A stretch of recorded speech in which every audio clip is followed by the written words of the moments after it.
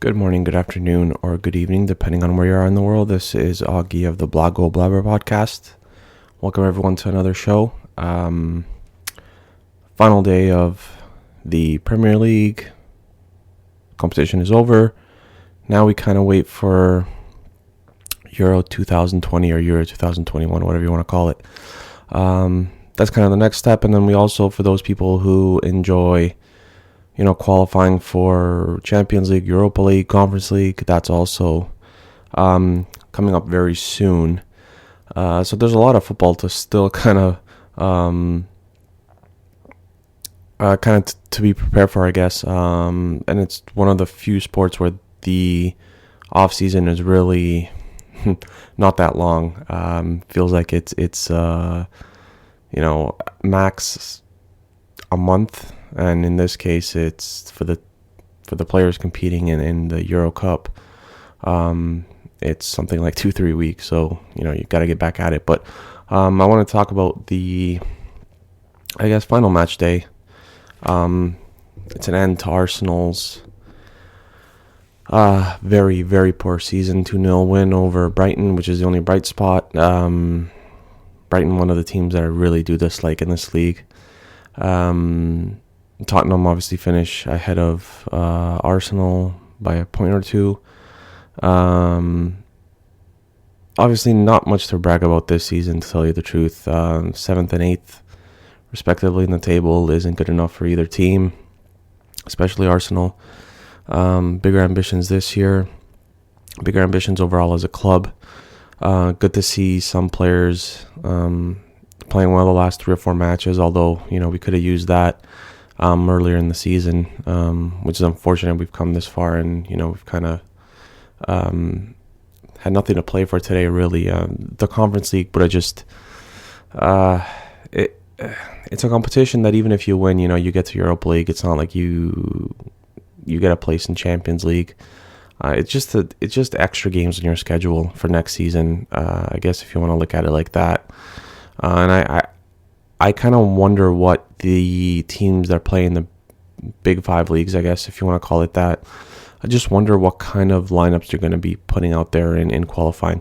Now, as far as I know, everyone has to qualify for the Conference League. There is no automatic bid into like the group stage, like they do with Europa League and Champions League. So everyone has to qualify, I believe. So it's going to be interesting to see the teams that the teams from the top 5 leagues kind of field, and even the Portuguese league. I'll include in that because it's still a fairly strong league, top heavy. But like in terms of those teams, like what kind of teams they field and stuff like that. But if you're a smaller team from a smaller country, and if you're even playing the big dogs, I mean, I really don't know how many first team players you're going to see. If anything, you'll probably see a mix, kind of like what you see in Europa League.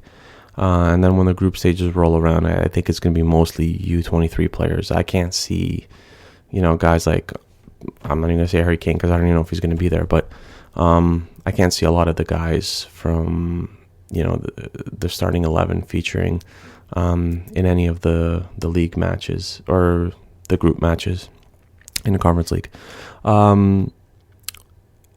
Arsenal going forward, a lot of questions that kind of need answers in terms of, you have to bolster the squad a little bit. So it's going to be interesting to see what happens in the off season. Like I said, it's going to be a fairly short one because of Euro and all this other stuff. But there's another protest today prior to the match, trying to get the Cronkies out. It doesn't look like the sale is going to happen now. It's been very quiet the last, I guess, week and a half. Daniel I believe, did put out a statement not long ago that he did make a bid, which was rejected. And like I said on my previous podcast, which was an Arsenal podcast as well, that if it ever goes quiet for a week or two, it's probably a bad sign because you want to kind of keep the momentum going and you want to get more people behind. Daniel wants to get more people behind his initiative and buying the club and having more legends come out, but that hasn't been the case. We'll see what happens this week. Like I said, I think it was maybe earlier this week that Daniel made the statement that he didn't make a formal bid, but We'll see what happens going forward. Maybe he's planning on another bid or getting more people behind him or something like that. But right now it's a little bit quiet. David Luiz played his final match for Arsenal. We're hearing rumors that Willian is leaving. Bayern is all but out. Lacazette situation, we'll see what happens with that. Joe Willock's been scoring goals for Newcastle nonstop. Feels like he's the guy that's actually kept them up in the Premier League. William Saliba scored his first, I believe, goal for Nice today in the final match day. Big shout out to Lille before I go any forward, winning Liga. That's an incredible achievement considering how much money PSG spends. That the fact that Lille was able to snatch the title away from them, good for them, because there was a lot of pressure on Lille the last 3 or 4 match days heading down the stretch, because the pressure was obviously getting to them a little bit because of how close PSG was, but they managed to battle through it. Big congratulations to Canadian international Jonathan David, also for winning the Liga title. Good for him. Bright future ahead. He's had a really good second season after starting off the season fairly slow, but he put it into fifth gear as the season went on, and he did very well for him, and good for him. Can't wait to see him play for Canada along with Davies and a bunch of these other guys. Canada's a bright future. But yeah, Bernd Leno rumors obviously as well. Looks like he wants out. Man, this could be the busiest off season in Arsenal recent history. A lot of guys want out. A lot of average players, below average players on the squad. Needs to bolster the squad. Like I said, if Bernd Leno leaves, you're gonna have to look for another goalkeeper. I have no issues with bringing back Matt Ryan on a permanent deal, but he's not. I don't think I would have him as the number one. He'd be a perfect backup, but there's guys at Arsenal looking at. Ajax keeper Onana and the little keeper, I can't remember his name right now, is another guy that they're kind of looking at as well. So we'll see what happens there. And an alternate left back to Kieran Tierney is an absolute must. With his track record of getting injured, he's injured quite a bit, which is something obviously no fan and no club is a fan of, but he does get injured quite frequently, which is very worrisome for me. I think a lot of people are kind of letting that slip away because he is a quality player when he does play. By far one of the better left backs in the Premier League, but he does miss a lot of time, and that's something that the club needs to look at. Bringing in a permanent left back replacement for him, or an alternate left back. The center back positions, I think we would be.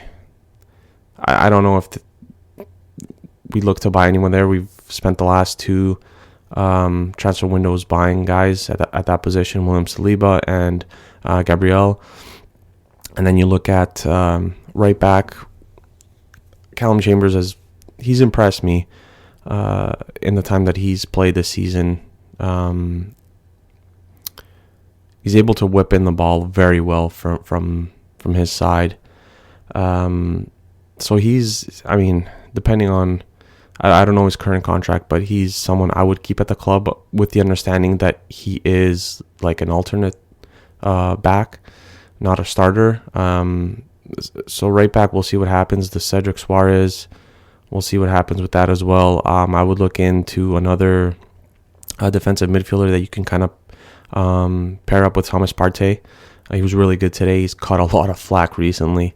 Just hasn't been up to the standards that we expect from him, and the price tag that we paid for him, he just hasn't been there for most of the season, I would say. And he's been injured a lot this year as well, which has been the case for a lot of guys, not just on Arsenal, but it seems like a lot of the guys around the world.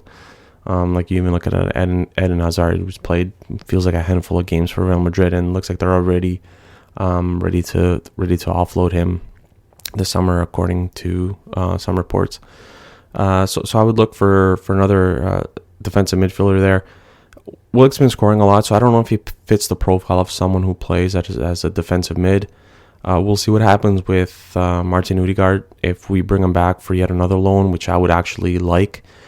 He was really good when he first came over, but then injuries got to him a little bit, and his performances up until today weren't that great. He had a great assist in that Crystal Palace match, a great pass for the goal. I can't remember whose goal it was, but it was an excellent pass from him. But he did tail off a little bit towards the end, so I would like to see. Obviously, a purchase is kind of out of the. It's not going to happen, according to Real Madrid, and there was no option to buy after the loan. So if we could get him for another year loan, I would absolutely take that. Saka was one of the better players for Arsenal this season. Played a lot of matches, ran himself into the ground. Emile Smith-Rowe was a very good surprise for Arsenal. I don't even know if they would have finished in 8th if it wasn't for him and Saka this season. You have Martinelli. You still have Aubameyang, who was playing a lot better towards the end of the season. Lacazette is another player that could possibly leave the club. We'll see what happens with that this summer. And there's rumors that he could get another year extension. So like I said, it's going to be an interesting summer for him. He is not with the French national team, so he kind of has the summer off, I guess, until the Premier League is back up and running. But like I said, I think if there are suitors, Arsenal will sell Lacazette, especially with Balogun kind of coming up and signing a contract extension with Arsenal not too long ago. And he as in Balogun, will more than likely be the backup center forward next season. Eddie Nketiah, we'll see what happens with him as well. West Ham was kind of snooping around not too long ago about him. What I've read today was that Chelsea again is interested in Declan Rice, and they would involve Tammy Abraham and I believe cash in kind of like a player swap. So we'll see what happens with that. But yeah, I would have liked to have seen Miguel Aziz get some playing time. Balogun wasn't on the bench today either. I think these last 4 or 5 matches, I don't think Arsenal went about it in the best way. I would have loved to have seen some younger kids on the bench, and then they could get some Premier League experience under their belts and get ready for next season. Because what's going to happen next season is we're going to bring in Balogun on the bench, and he's going to have 2 or 3 games where he's not that great, and we're going to be like, well, if he played the last 3 or 4 matches of last season where he could have kind of got a feel for the Premier League, he wouldn't be hitting a wall or not producing in his first 3, 4, 5, 6 matches in the 2021-22 season. And it's just little things like that can bolster kind of a player's experience, and if he scored a goal, if he was on the bench and came on or whatever, if he scored some goals, again, a confidence boost for him coming into next season, and he would push even harder for a spot in the team. And I think that's the case for any Arsenal U23 player. Miguel Aziz, again, another guy who I would have liked to see him paired up with Thomas Partey in the midfield, and kind of see where he's at, because I think both have kind of outgrown the U23s, and it would be very cool to see what they have to offer for the A team, so to say. And even Miguel Aziz, maybe he goes on loan next season to a championship club or something like that, which is normal. We did the same thing with Emile Smith-Rowe, I believe it was last year, with Huddersfield. So it's nothing to kind of shy away from. It's a good, you get some much needed experience, even though it's not with the club that you kind of came up through, and it's a lot better competition than U23s, which Arsenal barely stayed up in the league. For they almost got relegated there in the last match day, but they stayed up, and next season they'll be competing, I guess, in the Premier League 2, whatever it's called. But yeah, I mean, we'll see what happens this summer. Like I said, with Euros going on, there's always new players that kind of emerge as your targets. I'm always weary of stuff like that when a player comes out of nowhere and all of a sudden he goes from being worth $5 million to 2025 because of 2 or 3 matches that he played really well at the Euros or the World Cup, whatever the case may be. I'm always watching for stuff like that because it does happen a lot. I always think of James Rodriguez was kind of like that. He had really good matches for Colombia, and then he goes to Real Madrid, doesn't do that great. And now he's, at Everton, no disrespect to Everton, and he's been really good this season, actually. So Things like that happen all the time. So going forward, I think there's a lot of question marks in this team. Like, if I asked you to kind of fill out who you think the starting 11 would be next season, I think that would be very hard to do right now, just because we don't know where a lot of the players stand. Like what happens with Ainsley Maitland-Niles, who had a loan spell at West Brom. But I mean, guys like Joe Willock, I would give another chance to. Just because he has been performing really well for Newcastle, but I would only bring him back if, I can guarantee him playing time, because if he just comes off a bench role again for the last 10-15 minutes of every match, it doesn't really do him any good. He's a player that you need to see what you have in him as it's like a full-time starter over 7 to 10 matches to see where he kind of stands. And with Ødegaard leaving, I wonder if Willock could step in that position and, in the front four and kind of give Arsenal some production.